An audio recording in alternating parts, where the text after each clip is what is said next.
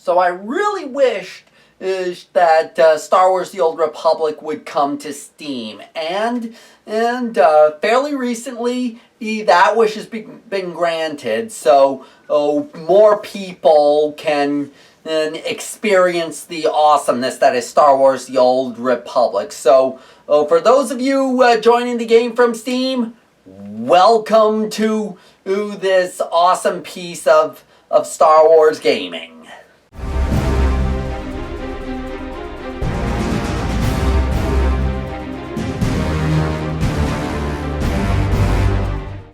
Greetings, fellow adventurers. Fred here, and welcome to the Digital Adventure, the show that explores RPGs in the digital space. And Star Wars: The Old Republic has been very near and dear to my heart for an immensely long time, because it was actually my first PC game, and I got my start with the free-to-play model for the game. Sure, it was janky and had a lot of problems, but once I learned how to play the game properly, I loved the story and what the game had to offer, and met a lot of amazing and fun people because of this game. And now that it's available on Steam, I'm able to meet a boatload of more people. And for those of you who jumping into the game from Steam, I present to you this list of fun things to do in Star Wars: The Old Republic.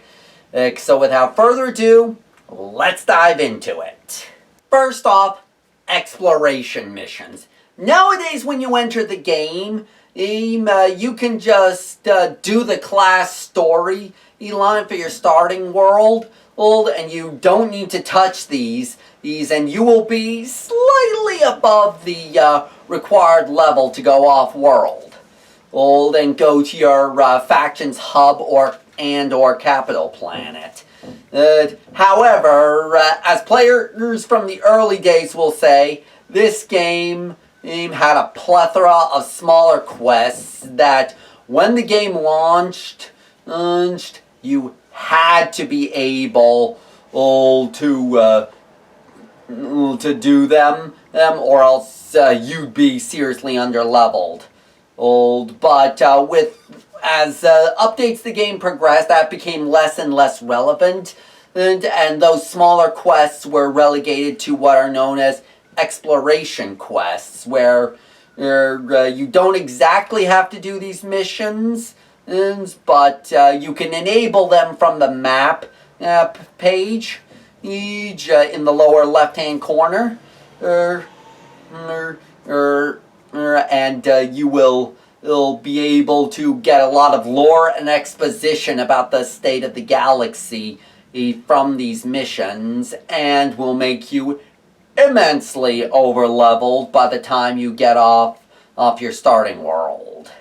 The second thing I'd like to say about what I like to do in the game is it's okay not to conform to the Star Wars norms. And by that I mean both in terms of lore and gameplay. When it comes to lore, you can totally play as a light side Sith warrior and so forth. I originally went the full dark side route when I was playing as my main tune, Siluzon Ryukin, but when I got to the infamous Zakul storyline, I changed routes for the character, going more light side, but now that we're back into the Empire versus Republic, I'm pretty much going full dark side again, so I don't know whether my character is bipolar, or I'm going to have to come up with some kind of story explanation for why he's doing this swerve into the light and the dark side. And speaking of which, the third thing I encourage players to do when playing Star Wars: The Old Republic is create a backstory for their character, how they came to be where they are, how they think and why they do things the way they do them.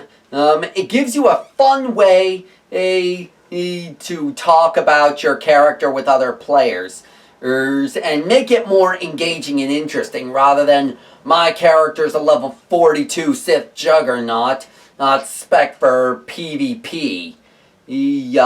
One can say my Sith warrior fought tooth and nail to survive gladiatorial arena combat, and just ever since he became a Sith apprentice, he just loves the competitive nature of gladiatorial combat and jumps into player versus player fights whenever he can. And it sounds a lot more exciting than listing off what your character is spec for, am I right? Coming close to the end, we have Conquest. This kind of activity has been updated many a time since it was introduced in the Galactic Strongholds free expansion, and now is a big source of my main tunes income. And you don't need to be in the end game of Swtor in order to take part. There are different levels of conquest challenges that are catered to both low, mid, and high level players, respectively, making them rewarding to anyone. And the last thing I want to discuss with the new Steam players is expansions. Free-to-play players have access to the base game all the way up through Shadow of Revan. But at some point you're going to want to expand the content as you can go through. And for that, if you aren't ready to commit to a 15 a month subscription, then you can always buy 60-day game time passes, and that will get you through the rest of the content, and even when your game time expires, and you will be able to keep what you've gotten through that game time. But I warn you, after the Shadow of Revan expansion, the game takes a nosedive into what I consider the lowest point thus far of Star Wars: The Old Republic history. And I'm talking about the infamous Knights of expansions. The reason I don't like these expansions can cover an entire video of their own. But know this, is if KOTOR 1 is considered a masterpiece of BioWare's, these two abominations are the polar opposite. Enough said. But with the main content of this video brought to a close, I have one last thing to share with you. And that is I want to tease you about a new project I am working on that's in development. And can't say too much about it other than I'm calling this project by its code name, Project Radiance. So I will unveil what this project is around mid-October. And by then we will have something available for you to know when you're going to start seeing more of this. Is then. And so keep an ear out for details.